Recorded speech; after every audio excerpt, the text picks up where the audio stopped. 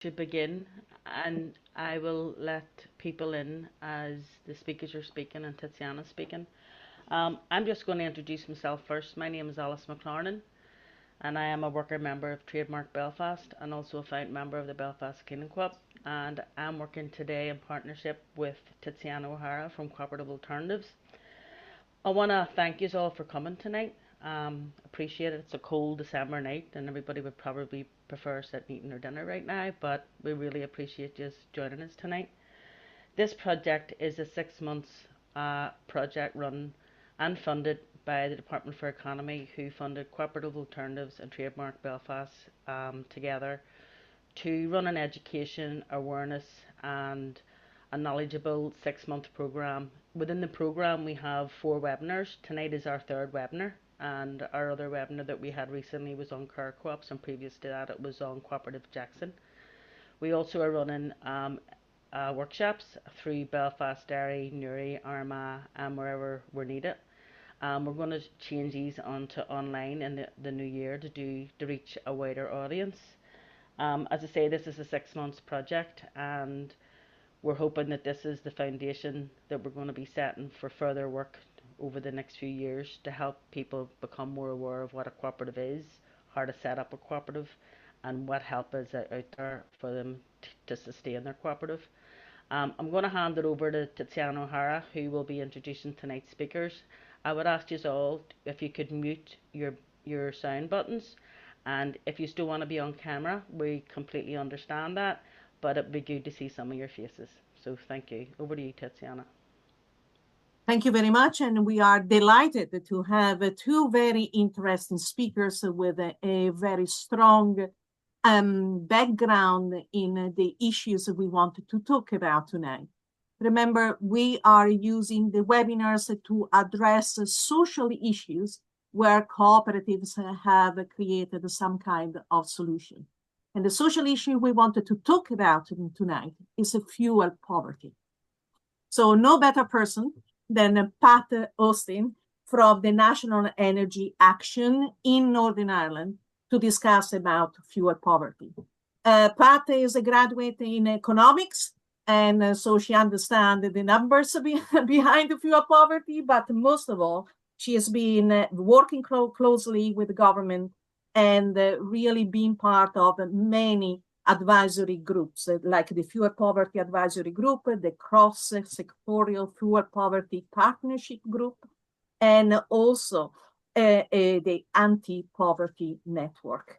And she has been campaigning and lobbying government and also the community sector for more understanding of what fuel poverty means and what we need to do to address the issues. So very recently, Pat has launched a report that is give you an insight into fuel poverty in Northern Ireland right as we speak. And I thought that that was very timely, and I thank you, Pat, for coming, and I let you discuss that. Okay, thank you, Tiziana. I am just going to share the presentation, and can I find it? Where is it? You're coming through. Coming through. Okay. Okay, thanks very much, everybody. I'm delighted to be here, delighted to be a part of the sort of cooperative movement. Tiziana and I have worked on another program at the moment, and we talk about these things, and it's much easier to talk about them than it is to do it. So when we have like-minded people in the room, I do think there are things that definitely we can do much more. We don't have to wait in government to do everything. We can maybe kick some of this stuff off ourselves. So Tiziana has asked me to give you a brief overview of fuel poverty in Northern Ireland and talk about some of the challenges that are connected to changing energy related behaviour. And unfortunately, I don't have my colleague with me today who's much better positioned to give you some pearls of wisdom on that. So hopefully maybe in one of the other webinars we can get Nicola along to talk about that. But suffice to say that I'll be touching on some of the work that we do, and anybody wants to reach out to us, please do so. Just for those of you who don't know who we are the Fuel Poverty Charity. We're working in England, Wales, Northern Ireland now for almost 45 years for our sins. And I've been in post, believe it or not, for 20 years, which I simply can't believe sometimes, but that's the way it is. Um, our work, also, we are the Fuel Poverty, I chair the Fuel Poverty Coalition, which is a coalition of over 100 organisations across Northern Ireland, the voluntary, community and statutory sector. And depending on what is happening within the environment, we respond to that in different ways. So we provide advice and support directly to householders, particularly in the Belfast area, and particularly sort of with support from the Public Health Agency and the Belfast City Council. We have a sort of research element in Northern Ireland, but working very closely with our counterparts in GB. We provide credited training and qualifications, which I'll touch on later sort of in the presentation. But a big role about what we do is that campaigning and advocacy.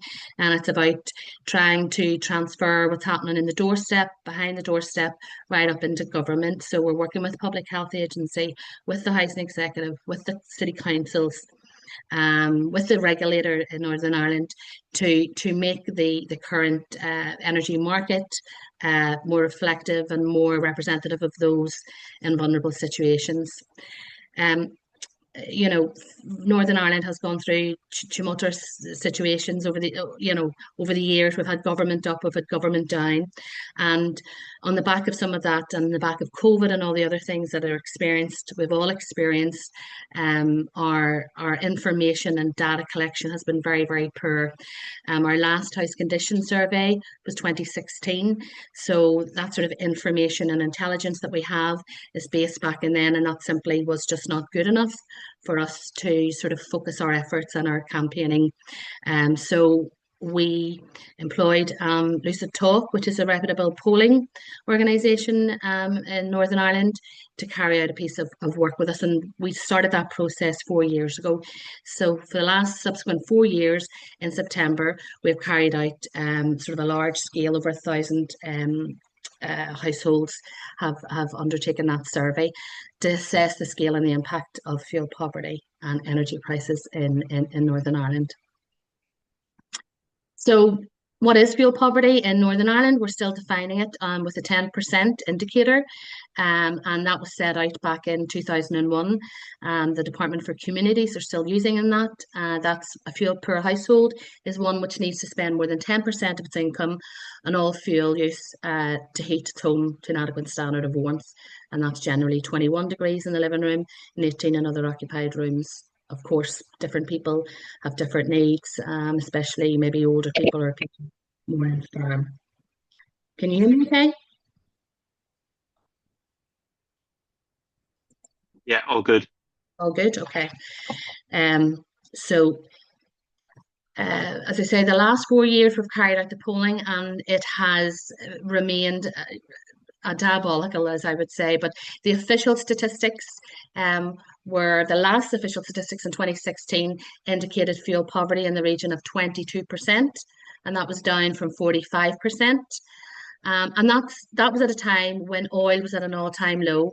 So oil is about 60 to 68% of Northern Ireland households are reliant on domestic home heating oil.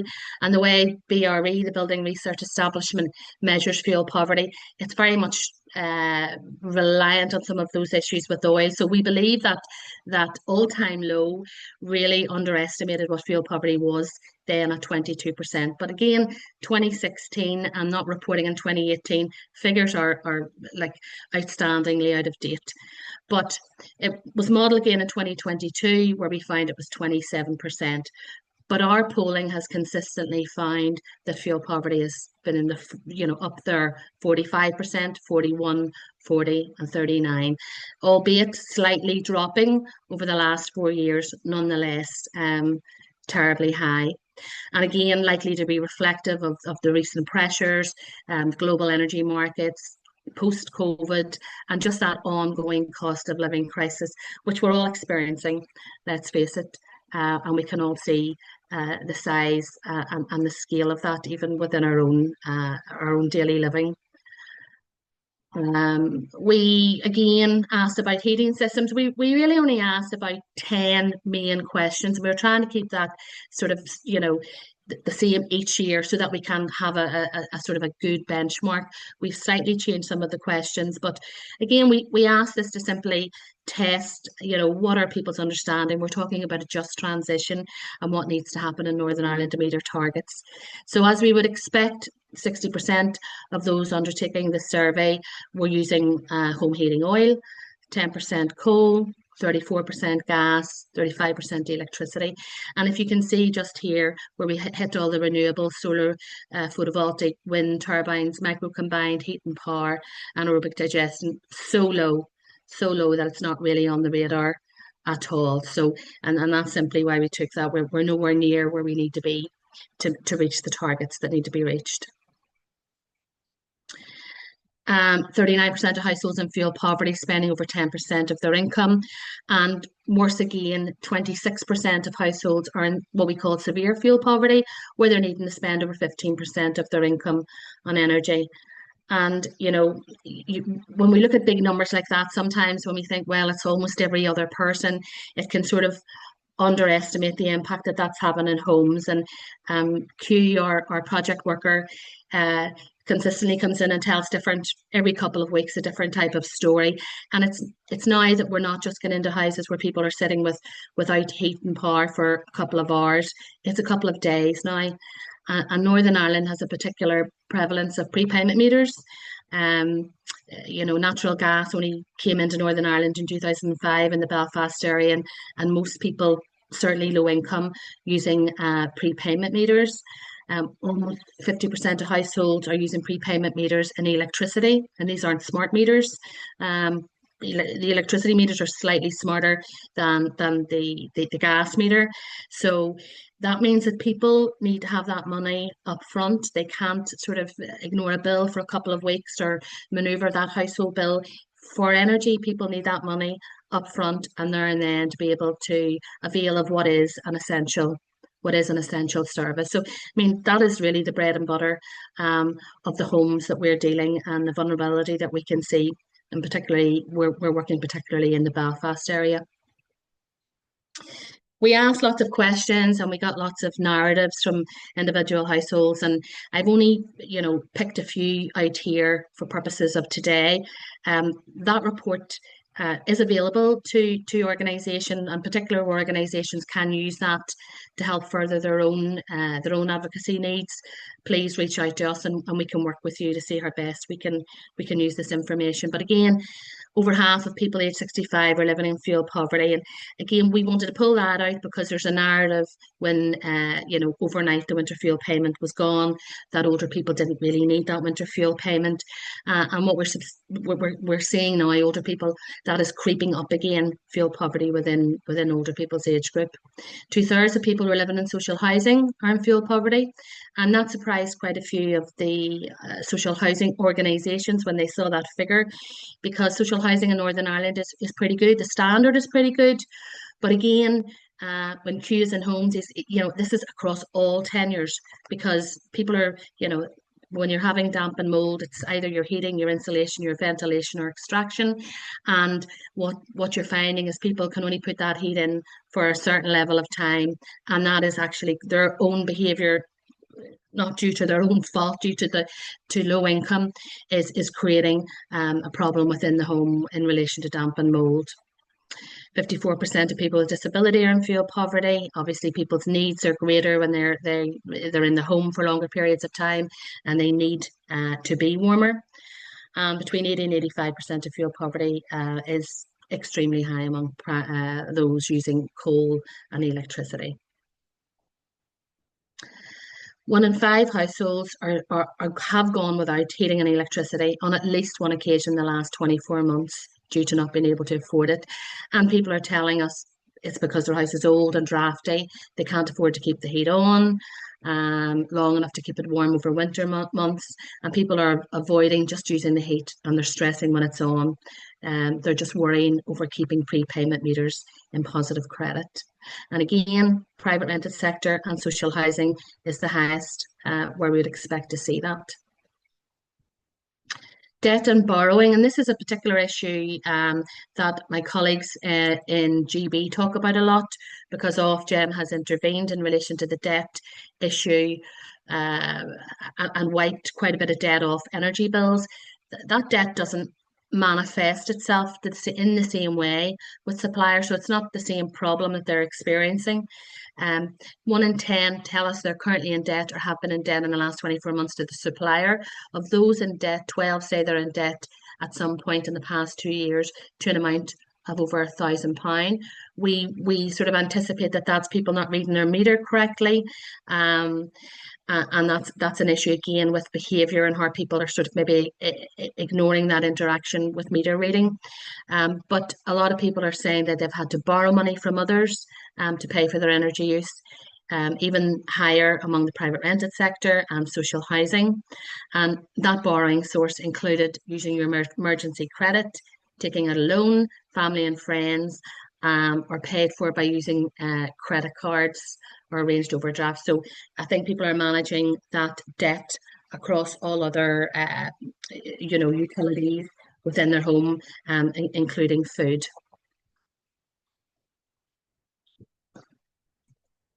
Oops.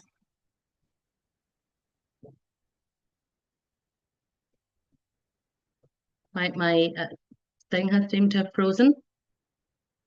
Oh dear. Oh, here we go. Um,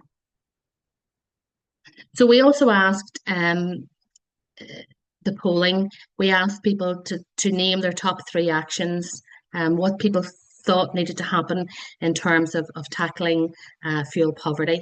And number 1, again, was expanding the schemes that provide financial support to improve the energy efficiency of homes. Now, over the past couple of years, that support has been really, really poor. I remember about 15 years ago, we were spending something in the region of 30 million on the department's statutory scheme. And we're now currently spending something in the region of 7 million, which is really like a drop in the ocean in comparison to what is needed. So the appropriate support is not there within government. There's another scheme that we have here called the Northern Ireland Sustainable Energy Programme, and it raises about £8 million a year for energy efficiency schemes, and it's lifted as a public sector obligation of an electricity bill. It's paid for by domestic and non-domestic, so it's across the board. It's a very small sum of money, but we can target that on low incomes as well. So that's an area that we think, could we look at that in terms of bringing in some additional funds as well? But simply the amount of money getting on the government schemes for loft, cavity, and improving heating systems just simply isn't going far enough. It's just simply not good enough. The second thing that people told us was that we needed greater financial assistance with energy bills for low income and vulnerable households, including emergency support. And we in the Belfast area are providing quite a bit of emergency support, and some of that's coming from the Belfast City Council's emergency support as well for winter, which unfortunately is dubious this year.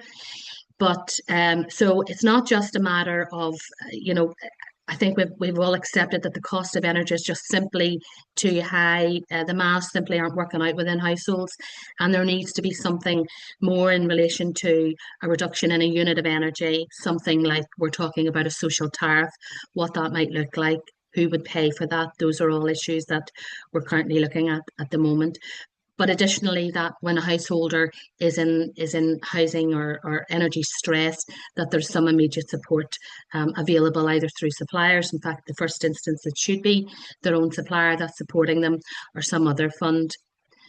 And finally, our fuel poverty strategy is over a decade out of date, but much good work has been going on at the moment with the Department of Communities. And, that is so important to get that fuel poverty strategy in Northern Ireland right. We have currently, with others, responded to that consultation process, and we're awaiting the sign off from our Northern Ireland Executive by the end of the year.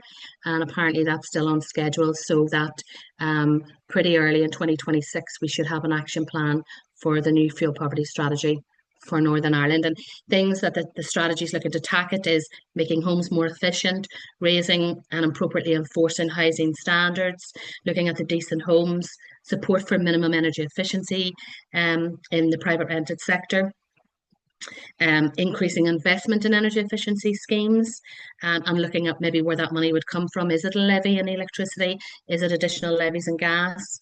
It's looking at collaboration and building capacity, looking at emergency support, discretionary support, and looking at the governance and accountability, maybe a fuel poverty advisory group, but annual reporting of where we are with fuel poverty and where we need to be in relation to that broader strategy.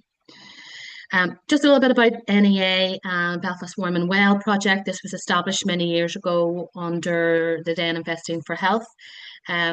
We work with the Public Health Agency and the Belfast City Council, and pretty much a lot of our work will be focused on these months. We try to work across hub organisations. We work directly maybe across 10 hub organisations who have local access to people in need, and provide support through those organisations, either in the form of £50 vouchers, £100 vouchers for electricity, gas, or indeed oil if they're still on oil, trying to put them on better systems, better tariffs, looking at some maybe support in relation to fixing people's broken boilers and things like that as well. So that covers a whole raft of things if we have the money to be able to do that. So we do it within our own organisation, but in particularly we're trying to sort of put our tentacles there out across other organisations who are probably better placed within very local communities to target those most in need. And again, we're targeting those vulnerable people, but more and more that the need is spreading, and more people need assistance through the programme. They're not just older people, they're not just people with young children, they're people maybe women in their 50s who have separated and can no longer afford mortgages and have got themselves into difficult situations through no fault of their own. As of March 2025, we delivered support to 1,095 households across 25 Belfast postcodes. And again, we lift quite a detail on who those people are, where they are, what their particular circumstances are, in order to try to better target policy.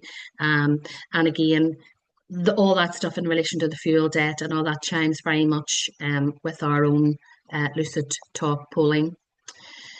Just in terms of our training service, we are we are a leading provider of domestic energy and fuel poverty training, and have been doing that now for over 30 years.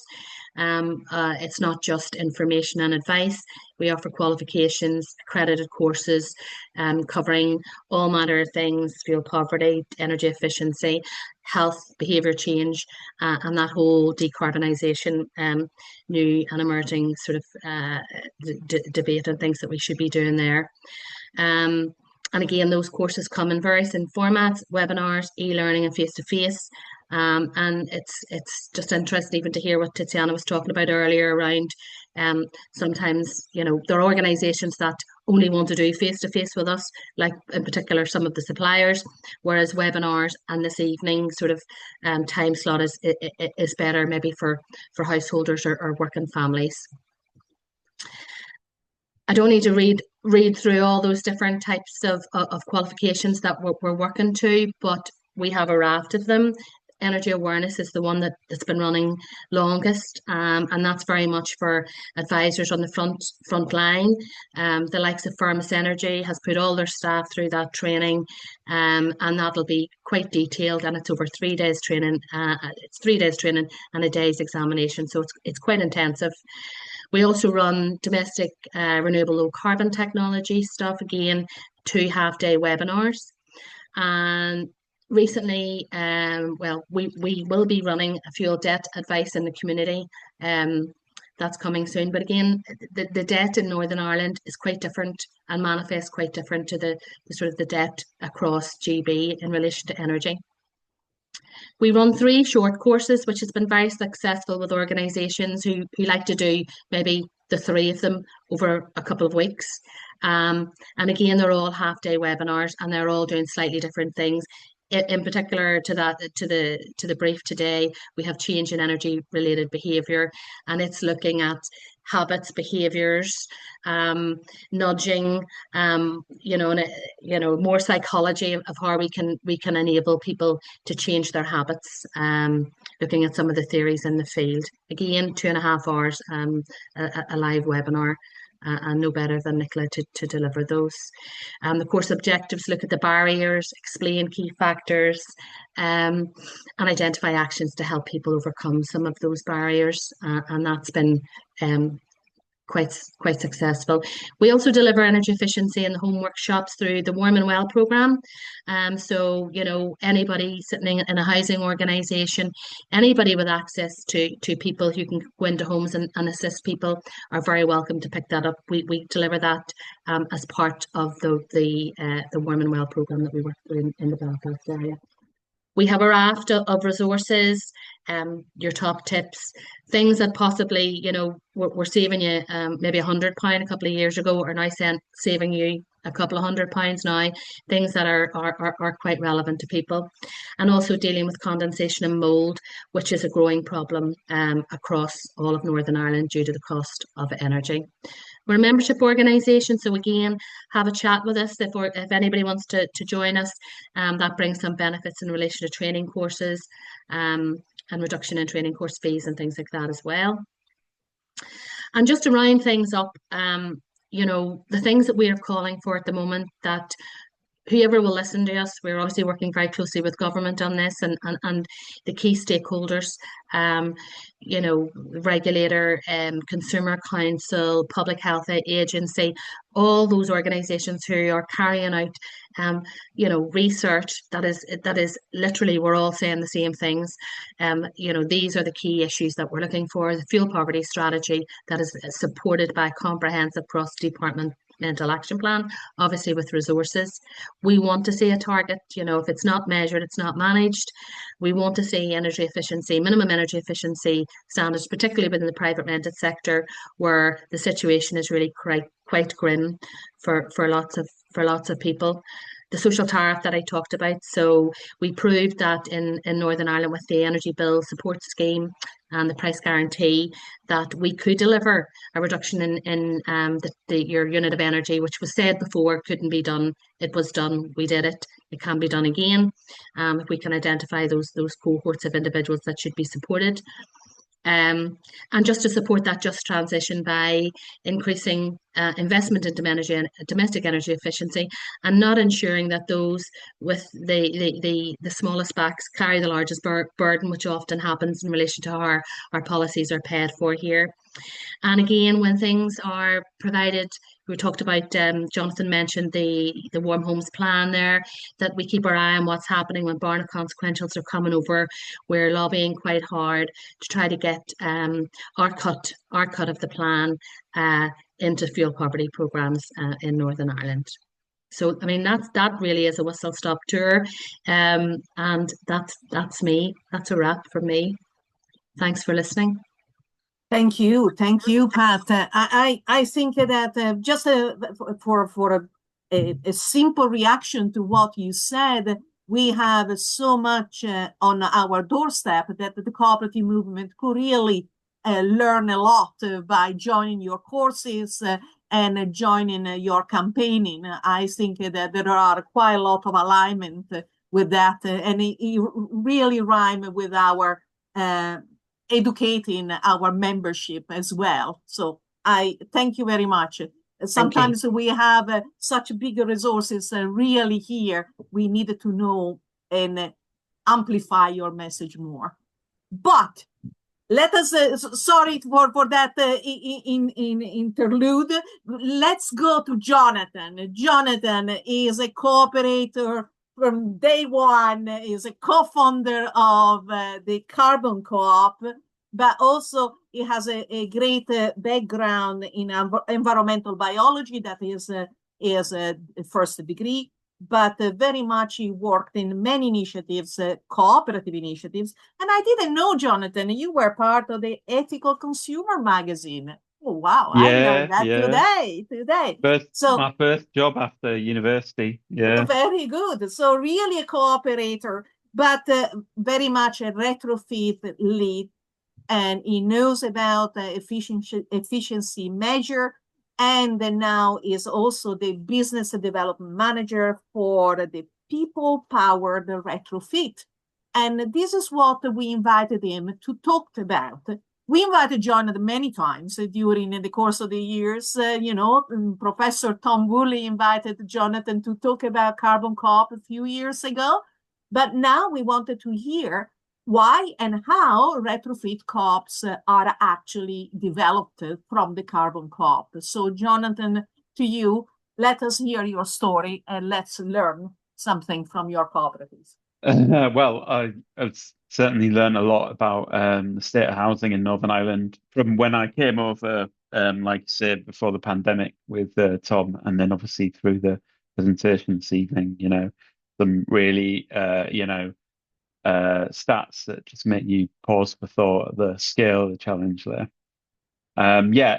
Just to say, I'm part of two organizations. Carbon Co-op has been in existence now for 15 years, a community energy organization helping citizens and communities to take control and ownership of the transition in different ways, whether it be renewable energy or engaging with net zero policy making or even smart systems in the home.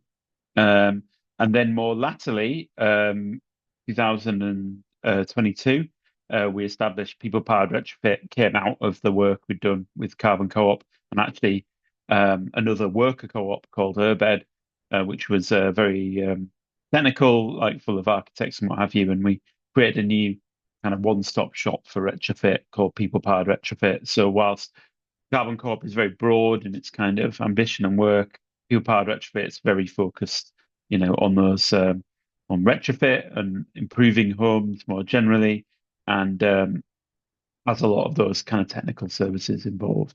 So, like my colleague, the co-founder there at PPR, is an architect, Marianne Heaslip. So yeah. I think like one of the reasons I wanted to talk and share is like the Retrofit Co-ops report. This is a report from Cooperatives UK, and it showcases really an emerging sector, retrofit cooperatives. I'll talk a little bit about like how we can typify them. But yeah, there's a link there, but there's a link at the end of the thing as well. Um, they released a report in 2024 and they updated it this year for the Labour Party conference in the autumn. And it's full of like case studies and recommendations and ideas. Um, and I suppose the other thing I want to highlight is that there's a lot of talk at the moment about clean power and how can the UK achieve its kind of clean power kind of like ambitions and what have you. But energy efficiency is a key part of that. I mean, I think like reducing demand and what have you. But I mean, obviously, we've heard how much of a not just about the environment, it's a very much a social issue. It's an issue of fairness and equity as well, and that sort of thing. So, yeah, there are lots of reasons why retrofit and reducing demand is important. So, what are retrofit co-ops? And I think there are various different ways that cooperatives can engage with the retrofit agenda. And I think they aren't necessarily exclusive, like they have to be one thing or the other. And I think the great thing about cooperatives is that they can be federated, they can be collective and collaborative, and can see, collaboration and cooperation between different kind of entities. But yeah, place-based, like in an area, cooperative intermediaries operating for mutual benefit, of members with an environmental mission, um, operating with fairness, transparency, and accountability kind of hardwired into the model of how cooperatives are kind of governed and founded. And they can bring together householders, tradespeople, landlords, people who can finance, and other critical contributors to address some of the market failures we've seen, really. I mean, there's nothing I don't think there's any other way to describe what you can see. And bits of Greater Manchester are similar, but perhaps not as acute as in Northern Ireland. And this is like a failure. And whereas there are market mechanisms supposedly out there that can address these, they are clearly not working. And there's a real case here for cooperative action as a way to kind of address these issues from the bottom up, really. And then also, cooperatives act as like trusted, accessible, and participative facilitators that bring together different services from like advocacy and advice through to kind of delivering work and even financing work as well. So that model can be applied in many and various different ways. There's some great examples in the report of organizations that are already doing one or some of these. I think there are different approaches to retrofit co-ops. And I think very broadly you can talk about two different approaches, and carbon co-op and people-powered retrofit are examples of two different approaches. The one-stop shop for retrofit, we see a few of these, and I'll talk about our community of practice, but these are organizations that have come from a cooperative background and are trying to deliver kind of an end-to-end service for householders. They might be more technically adept or might have more technical skills within their staff team, engage in technical actions like assessing a property, doing a proper retrofit plan, or even creating a design that can be then developed by a contractor. And then there are kind of more place-based approaches, and I think this is well suited to the community energy model, things like carbon co-op, and they are community orientated. I think we'll talk a little bit about advice and advocacy as part of that as well. So again, it's not necessarily exclusive, and one can't be the other. But I think from my experience of the sector, I'm seeing more differentiation there. And interestingly, we work a lot in Europe as well, so it's not particular to kind of Manchester or to England. I think you can see it in lots of different areas, this kind of divergence. Some of the advantages of cooperative action. I think again, it's about like a diversity of different approaches and benefits. Cooperative development, for startups, for organizations that may be diversifying or transitioning, the cooperative model offers like a model for action and involvement. And I think particularly what you might say social enterprises, like organizations that have a social mission and are trying to achieve social aims, but want to be trading in order to do that and have like a trading model. Cooperatives offer that kind of framework for action.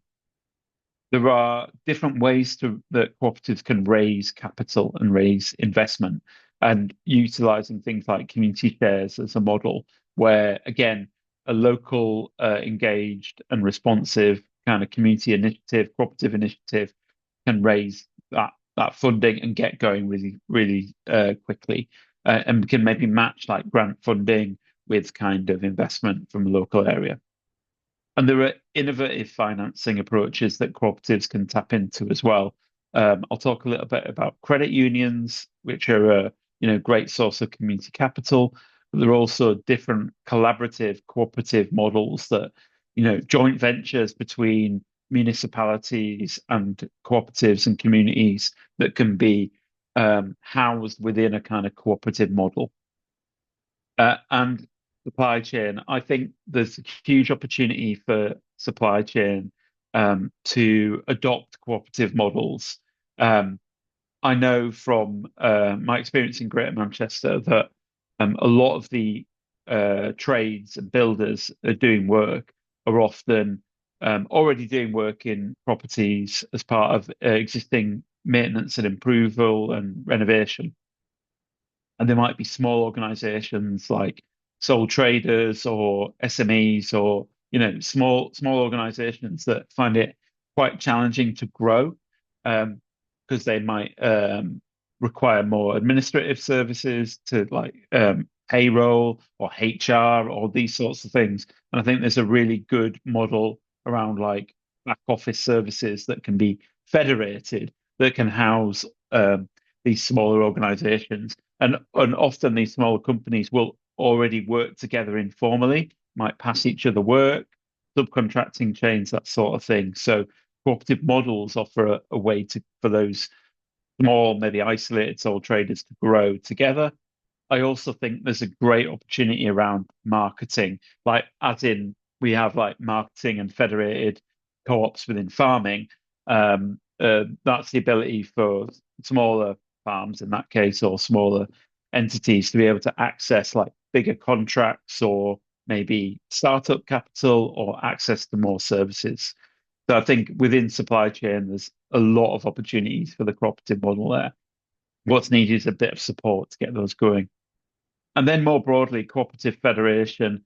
As I said, as cooperatives, we work together and we share knowledge and share learning. We talk to government, we lobby, and we kind of set out our case as well. And again, cooperatives is a great, federated cooperatives is the way for that to happen. I'll just give you some case studies of some of the work that we're doing as these two organisations. Energize Manchester. I said it when we started the call, but we work really closely with NEA, National Energy Action, in Manchester, and we offer quite complementary kind of work and those kind of things around behavioural change and understanding how people work in the home and how they the barriers they face to kind of doing some simple things that might help them. Is super important. And yeah, we ran a local advice project for a couple of years, which was around supporting different minority or kind of vulnerable target audiences in Manchester to access the help they needed, whether it be DIY stuff to do draft proofing in the home or get an understanding of kind of how ventilation and like how to stop mold growing and that sort of thing. Yeah, basic kind of self-help, utilizing that kind of mutual aid idea, and hopefully we're going to extend this work with a bit more funding this year. But yeah, that advice. For people-powered retrofit, again, it's very focused more on service delivery. It's very much a social enterprise.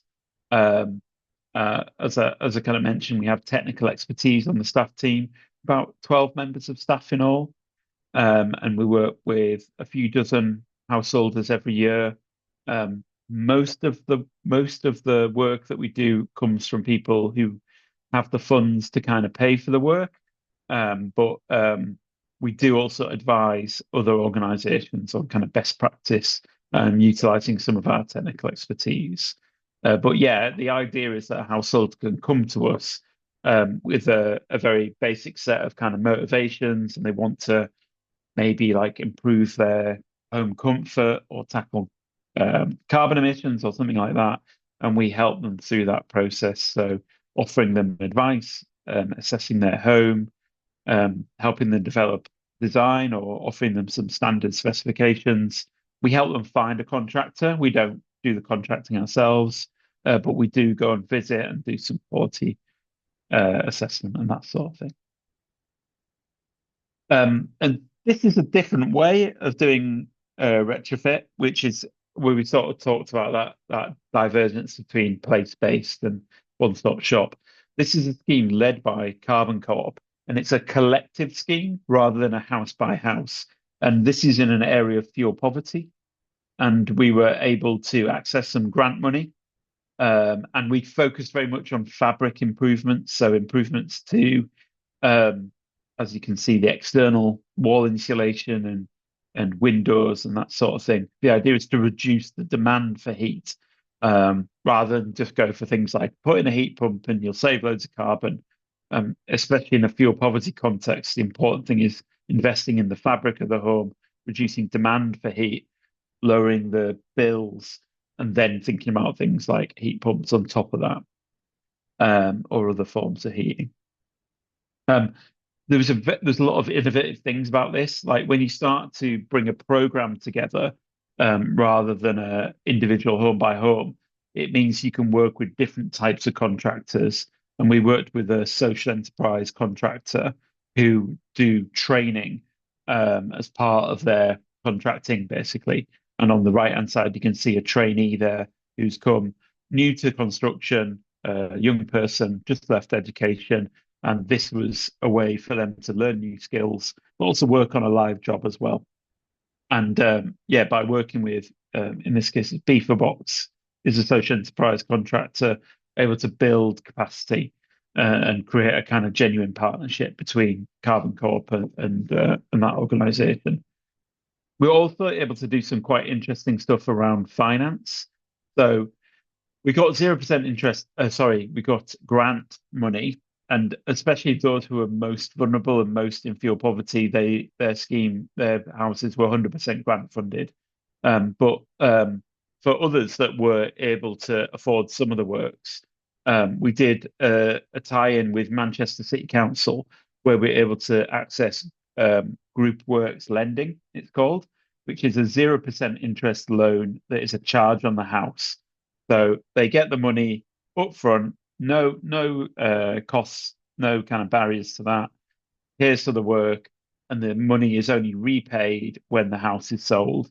So it's a great deal for the householder, for the local authority. It's an asset because it's a charge on the house, so they own a bit of the equity of that house. And yeah, and they're comfortable with that. And there's a bit of interest in trying to expand that approach, especially in more of Manchester. But we think it would be a great thing to do.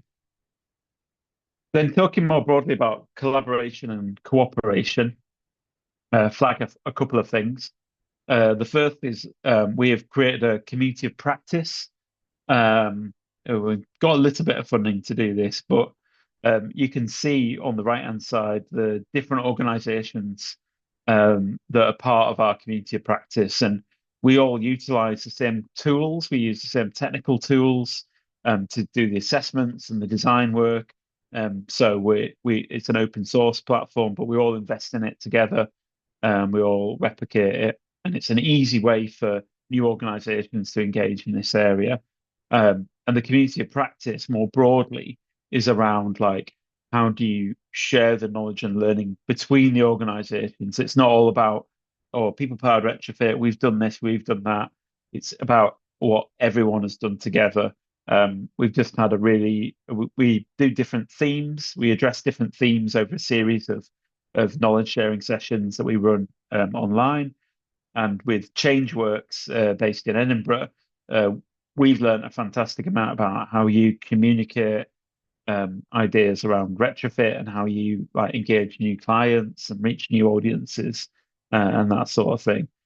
And also together, we're starting to build a bit of a constituency where we can talk to policymakers and talk to funders. So yeah, there's a little blog there where we just started to kind of share some of that learning that we're developing together. And then credit unions, it's a bit of a flash image, this, isn't it? So we've always worked closely with our credit unions in the Greater Manchester area. There are 14 in the Greater Manchester area, different sizes. Some are payroll credit unions that work with public sector workers. Some are kind of more community-based credit unions. For those that aren't familiar, credit unions are lendings and savings cooperatives. So it's nothing more than a financial cooperative where you can save money and then you can, in other instances, borrow money from them. And it's a super circular approach and very popular. I know very popular in Ireland and believe in Northern Ireland as well. And there always seems to be a natural affinity between the kind of values of a credit union and the values of a retrofit co-op. And a number of credit unions have tried to just set up green lending schemes, but they found like there are barriers to that. And I think there are opportunities, and this is just to give the game away, this is a project that we've done with the Greater Manchester Credit Unions, and where we talked to the members, credit unions, and members were generally really wanting to invest in their homes and wanted to reduce energy bills and be more comfortable and tackle climate change a little bit, and really comfortable in borrowing from their credit unions and have a very kind of circular kind of saving and borrowing and that sort of thing. But what they found really challenging was where to start with their retrofit journey, what to do first, and what would have an impact. Concerns about finding the right kind of contractors, not doing the wrong thing. And from a credit union perspective, credit union staff felt quite unsure about what to do, how to help people, where to direct people, and that sort of thing. So we created this project and product, the Better Home Loan, just in Greater Manchester. But the idea around this is we've created some advice materials that credit unions can give to members, and we've tried to create packages of measures rather than just think you could do anything to your home. We've tried to create 3 or 4 like pathways that people can go down where it's really clear what they can do. Maybe there's one around electrification, getting rid of gas in the home, another around like draft proofing and air tightness, a third which is around getting assessments to better understand what to do and get some professional advice and that sort of thing. And with those packages, you can be more targeted in quality and in finding the right kind of contractors.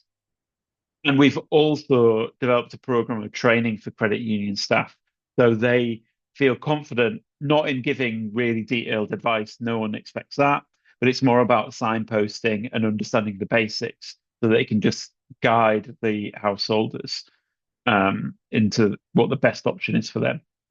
And yeah, and this is starting a really nice tie-in between ourselves, the credit unions, and the Greater Manchester Combined Authority.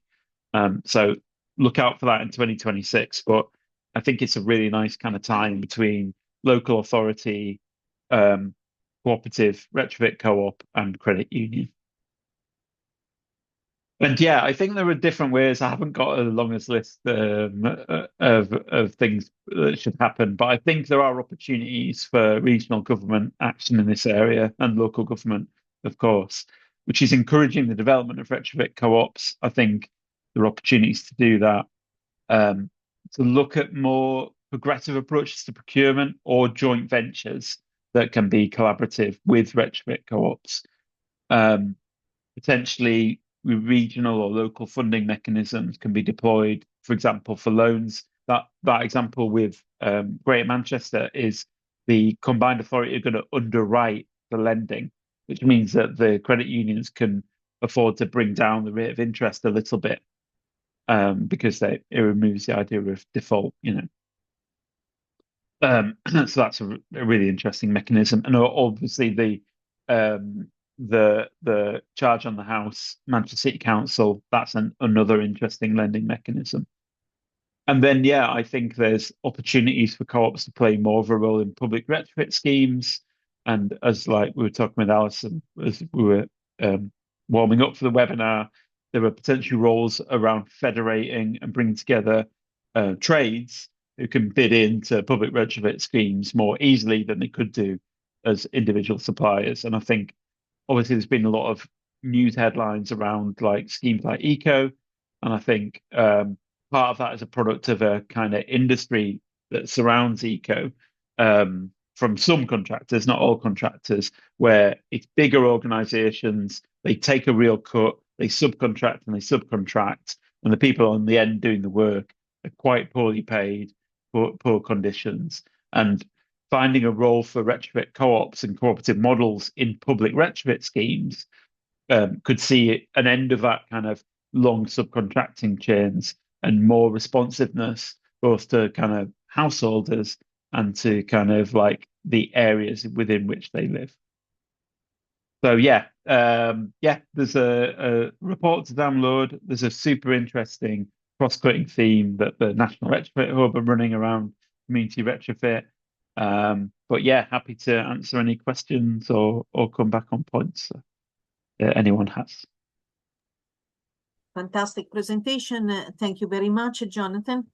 Really interesting. So we open the floor to some question. We have a half an hour, more or less. Anyone wants to start? Sean, you go. Thank you. Thanks, Tiziana, and thanks to both of the speakers for their contributions. Really interesting stuff. Jonathan, like every time a question popped up in my head, you sort of answered it with the next slide. So,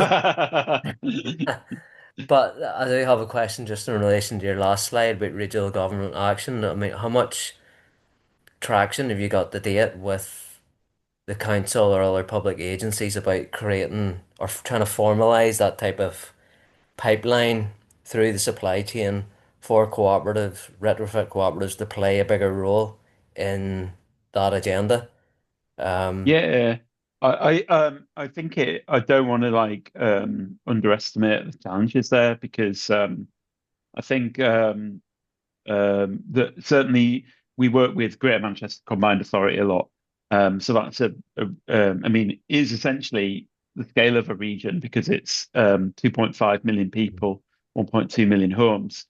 So and I think there's been challenges with austerity over the years. So the capacity of the local authorities to engage in this sector has been reduced. And also, when I started in 2000 and the late 2000s, local authorities would employ contractors and architects, so they were able to really engage in schemes to a lot greater degree. The period of time, that 15 years, has seen greater reliance on outsourcing, really, and the creation of intermediary supply chain organizations, tier ones or managing agents, different names, where they essentially act as a clearinghouse through which local authorities will procure and then they will find contractors. And I do think things like Grenfell and the impact that's had on building safety and things like the eco report the National Audit Office came out with, and other things as well. A lot of local authorities we work with are questioning, like, where does the money go? I know I spoke to the guy who runs Retrofit in London for local authorities. He said, "Oh, we heard that the contractors on the ground weren't getting paid like a minimum wage, so we increased our procurement, like the money we were paying, and then 6 months later we heard that they were getting paid less." And it's because the contracting chains are so long and they're really removed from policymakers. So it's really hard for them to get that insight, into what's happening. So people are really interested both in retrofit co-ops, but also in more direct labor organizations as well, which is a little bit going back. And I do think Great British Energy and other kind of initiatives show that the government is more interested in more direct forms of intervention, in the sector. So yes, policymakers are really interested, but they do face that challenges like, how do we go about this? How do we start this? And I think small scale is part of that, and testing. And I think that scheme in Levenshulme that I showed you, that's 5 houses, it's £250,000, that's the sort of thing where people start to gain understanding policymakers. And yeah, Greater Manchester, they have recently procured us and a little consortia of cooperatives to deliver their able to pay kind of service. So that is changing, but I don't underestimate the challenges. Mhm. Okay, thank you. Andy? Yeah, that's fabulous, fabulous presentation. Thanks. I work in a big social housing organization, and we kind of investigated improving private houses at one point. The low interest loans, do they have to go through like a financial services advisory thing, or the fact that it's zero interest kind of lets you off the hook? We've actually done 0% interest loans, like unsecured lending in the past, and we did go through a CDFI, a financial intermediary there, and there are exemptions from elements of the Consumer Credit Act, but these specific loans, they are loans from the local authority to householders, and they're equity loans, charge on the house, bit similar to a mortgage almost. And local authorities have the power to issue mortgages and loads of different things. Over the years, they've done less and less of that. These loans emanate from the regeneration era. So, the 2000s, where housing providers or maybe local authorities at the time, because the transfer was happening at that time of a lot of housing stock from local authorities to housing providers, but might be re-roofing like a street or an area, Yeah. and they would encourage the individual houses who are owner occupiers who had right to buy, get involved by issuing these 0% interest loans, charge on the house really upfront. In this instance, the Manchester City Council use their Care and Repair, which is their home improvement agency, and they do a lot of that admin, checking with land registry and that sort of thing. And I don't know the degree to which you have home improvement agencies in Northern Ireland, but the one in Manchester is really good. They're again a social enterprise. They do disability and accessibility augmentations to homes when people come out of hospital. They do really basic improvements, and they maintain a network of contractors, and they're really skilled at doing that kind of administration stuff. But because it's local authority lending, the kind of barriers there are much reduced to what you would Okay. with even Yes, with a CDFI. I think my employer, the housing executive, has done that in the past and might have VIRES or the powers to do that. I was just wondering, I think I'm note that the procurement people sit across from me, and I think they're beginning to put social value into contracts. And I'm just wondering, is there a potential to demonstrate to get some kind of an in terms of what the contractors do for that? Because they can end up doing just very kind of tokenistic things, but it'd be really useful if they were able to do something to support home retrofitting somehow. And Yeah, co-op. I mean, because our organization, because we bid for work, I've become like more of an expert than I probably would like to be in the Social Value Act. And if you read it, there are some amazing powers within that Social Value Act, that people procuring different services can engage with. We're doing something which is is a bit technical. Looking at modeling tools, looking at how the way that you do EPCs and other things, how that the tools work there.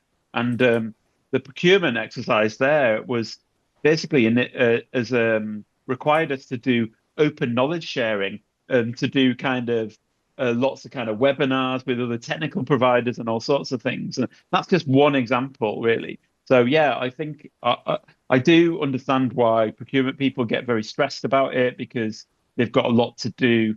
But more creative approaches to procurement there's a lot of mileage in that, I think.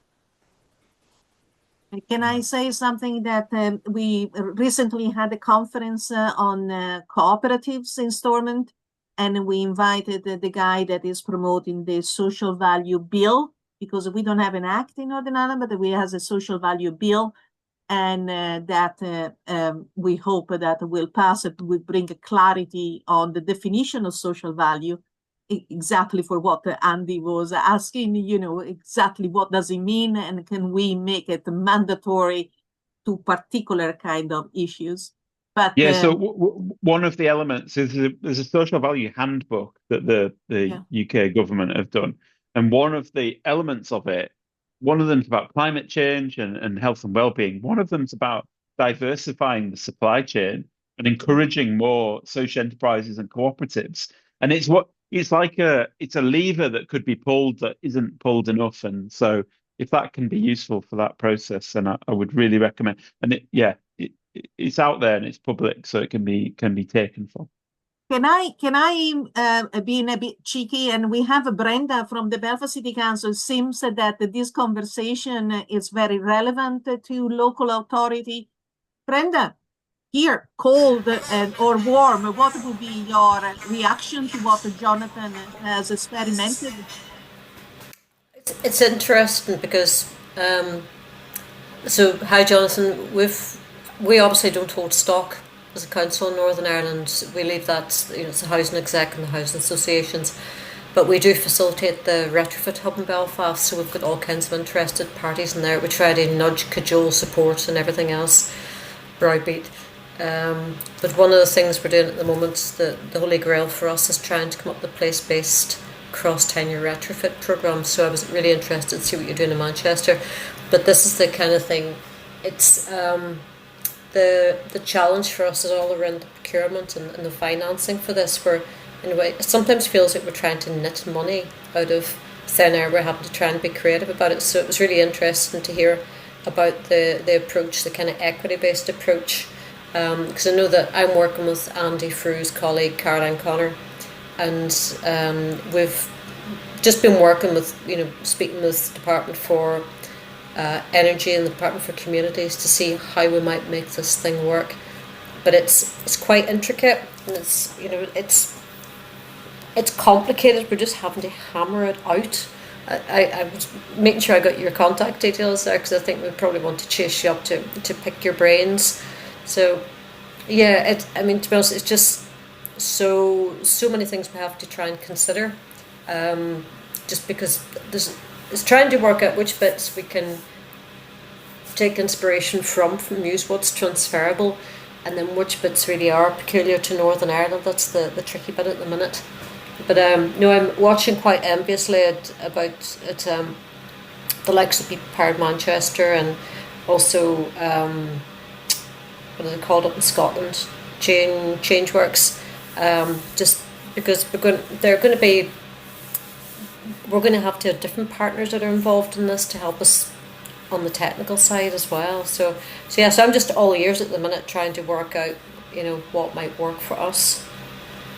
So it's useful. Yeah. Getting a bit of feedback. Sorry, Brenda, to mute you there. I think the equity thing is super interesting. So in Manchester, they've lent the money, and it just sits on the house, and up to 32,000 in this case. I mean, obviously, people can set it how they want, and it's then just discharged when they either move house or the householder passes away. And that it's then logged with the land registry, and the loan is repaid.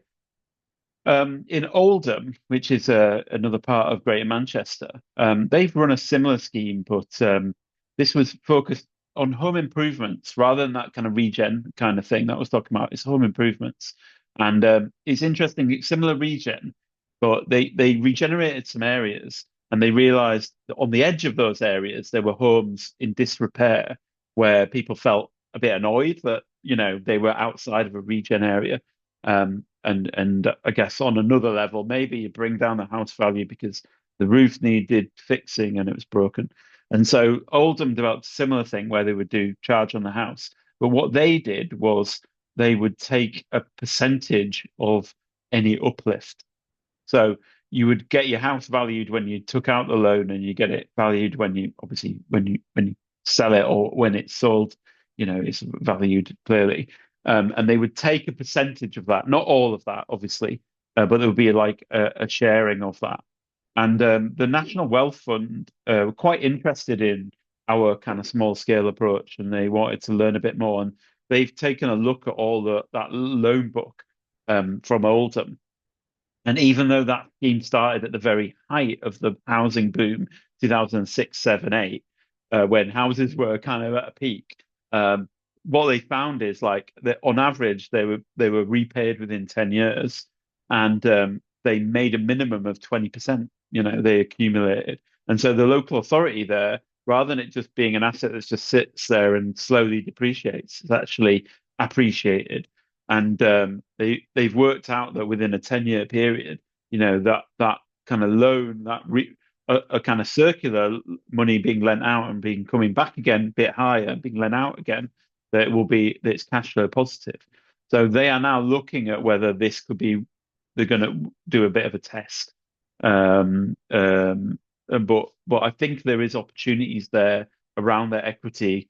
And to build on, like, Andy said, there were some organizations that maybe in their kind of locker have these kind of disability, but haven't tapped into it for a while. So I do think there's some interesting things in that area. I'll bring back the conversation maybe to Northern Ireland, and if I again bring the focus on here, but maybe having heard all these kind of innovative ways, for instance, even with the credit unions, what is your take on the collaboration, the potential for some collaboration in Northern Ireland? Is there that potential? Do you feel that is the right moment now to explore a more cooperative way of working? Yeah, I mean, absolutely. I think, Jonathan, that was excellent. And I've heard, the green loans. We've heard about this sort of concept before. When we did have a fairly active fuel poverty advisory group, the credit unions were at the table and consistently talking about, how can we support people, even, in the first instance with fills of oil.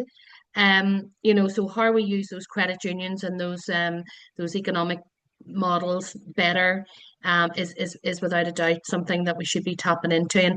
I've said this before, I think if we can see and touch and feel things, I think people start believing. You're talking about nudging, people start believing that it can be done, and there it's being done and in Manchester. So why aren't we doing it here? So I would love to see something like that take off, whether it's enable to pay market in the first instance to set, to set it up. But that conversation has been happening. But like all things in Northern Ireland, these conversations start and we hit a brick wall somewhere along the line.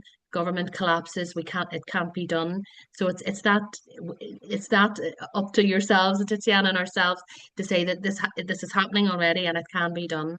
Things like, we're using energy cloud at the moment to diversify wasted energy, which is, to the tune of millions of pounds because the grid can't take it. We're diverting that into hot water tanks now. Housing executives helping us lead the way in the north to do that. So, when people see that can be done, they start believing it.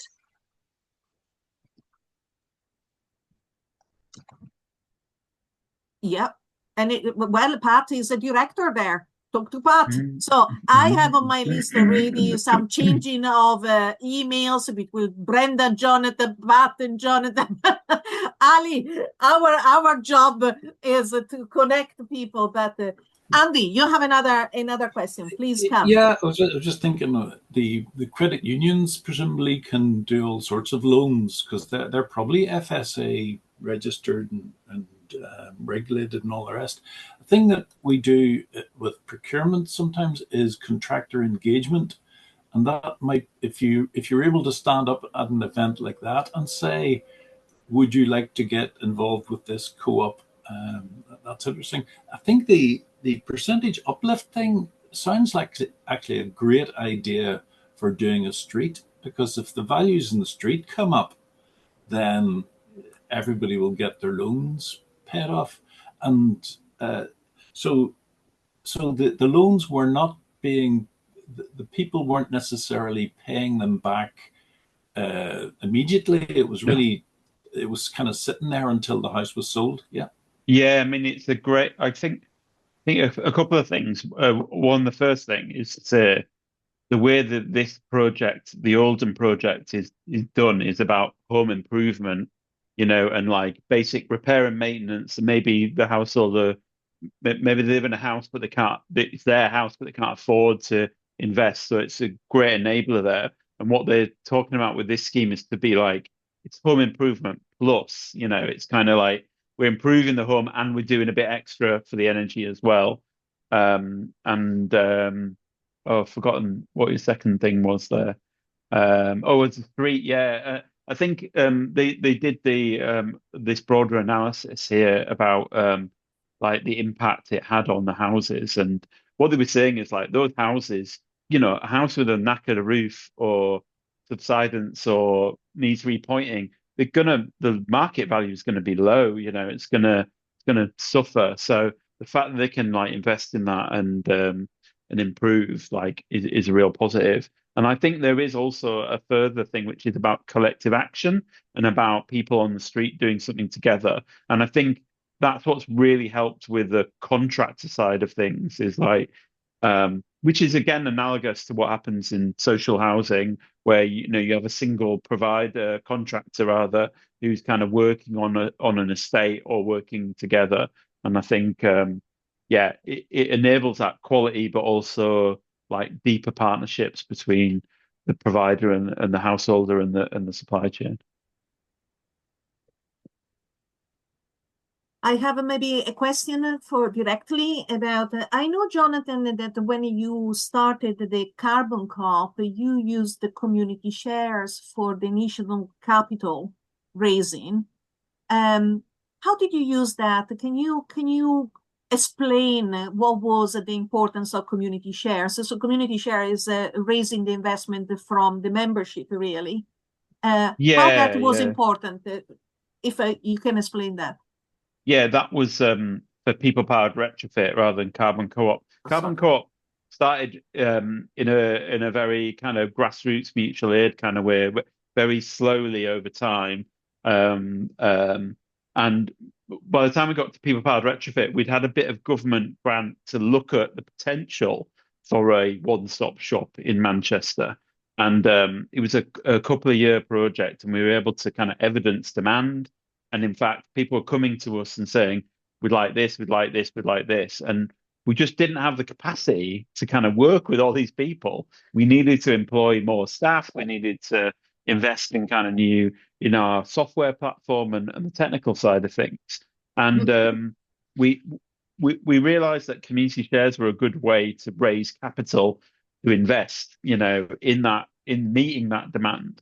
And community shares is we talked a lot about equity, but it's like people buy a chunk of that community benefit society, the new cooperative, and yeah, you sell bits of capital really, and it's a one member, one vote, so it's very ethical and it's very kind of equity oriented. And some people can put in a little, and some people can put in a bit more, and you can also get institutions investing as well. So it's not just individuals. And yeah, that money that we raised in 2021 into 2022, that kind of set up our capacity that enables us to do this work now. And I think it is a real challenge. And obviously, Pat talk about lots of people want to do this sort of thing, but getting it going and getting that momentum going can be a real challenge. And I think we were really lucky in the sense of we had a bit of grant to kind of demonstrate stuff and then we thought would work, and a little bit of a track record with Carbon Co-op, and then getting that money then enabled us to kind of like sail on a bit. Yeah, a thing I was thinking of, I thought it was really interesting that you share specifications because I'm an architect by training and it takes a lot of work to get that kind of stuff together. For example, the housing executive used to do standard details for new build, and every architect in the country used them. But actually, I would say that retrofitting is a bigger job, but we don't have standard details for retrofitting, which is kind of mad. We do have details, but we tend to use them on a project by project basis. I was just wondering, have you used, for example, on the kind of knowledge sharing thing? I'd love to see those links again before you go, if you can put them in the chat or something. But also, I was wondering, have you ever used videos? Because I was talking to a plasterer, and he said, "Oh, I'll just look it up on the internet and see how you do lime plaster," for example. So he was going to just do it that way. I'm just wondering, are we using that very much? Yeah, yeah, you really need my colleague Marianne, who's the architect, but she's super into kind of she's the kind of architect where you're trying to get somewhere between a like bespoke, like every house is different approach, and a kind of like, we're really general and we're trying to do just, everything, and to create kind of these models that can be replicated. And she's very much into the idea of archetypes and place-based archetypes that are kind of your problem solving in one kind of area, one location for one type of housing. And you can share some of the standard specs, but you still have to do some of the adaptation on a house by house basis. And yeah, they're doing the community practice is getting into all sorts of things like around, but video is coming out as a big one for engaging householders. But I think you're totally right in terms of contractors and architects, like that, those kind of video case studies, they bring it to life. And we know that, like, I'm again, this is my colleagues, but they spend ages doing these like CAD drawings and plans, and then when it's on site, that it's like hand to eye coordination and real skills. So you can achieve only so much with a spec document that's 60 pages thick. Yeah, yeah.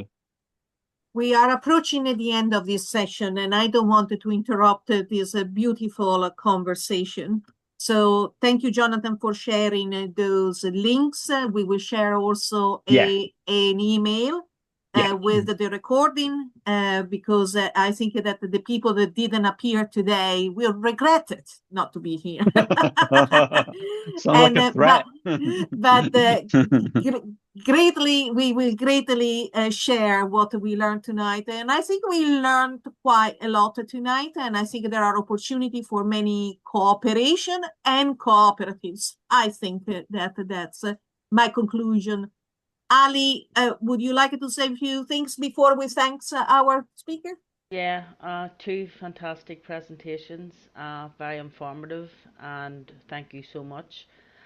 Pat, I'm concerned. I already knew fuel poverty was quite high, and when you put the stats up of 39% are in fuel poverty and over 50% are elder members of our community, that quite concerned about that. When we're living in a society now, the cost of living is out of reach for so many people, and it's an absolute disgrace. The answer is your co-host. We're retrofitting, fuel, um, reducing the cost of the fuel within your house, keeping your home warm and tidy, bringing down the costs. And I'm so glad that the council and other people are here tonight to listen, because why reinvent the wheel when Jonathan's already doing it in Manchester and already working alongside NEA in Manchester and further afield and yourself. So the answers have already been given tonight, how we can combat fuel poverty and how we can help keep people in our society who are struggling year in, year out to keep their homes warm. The answer's already there. The council needs to push further to get the way Manchester's doing about the loans for the homes, and it's 0%. I love that idea. I've never heard of that before, that actual council had the authority to do that. That Belfast City Council should be on the ball with that. And the different types of packages that are available. We have hundreds and hundreds of credit unions here in the north of Ireland that we could easily tap into. And why reinvent the wheel? As I say, we could just replicate what you are already doing. So thank you both, to both of you. It was very informative, and I really enjoyed both sessions. Thank you.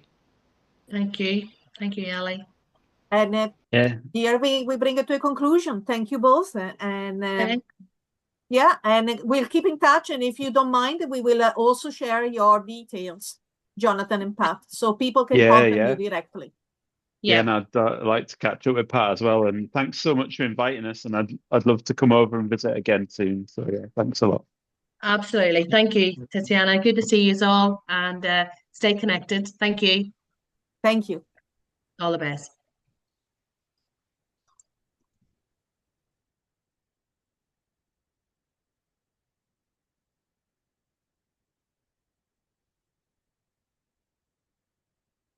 Thank you, Andy. We are staying on to finish off the recording.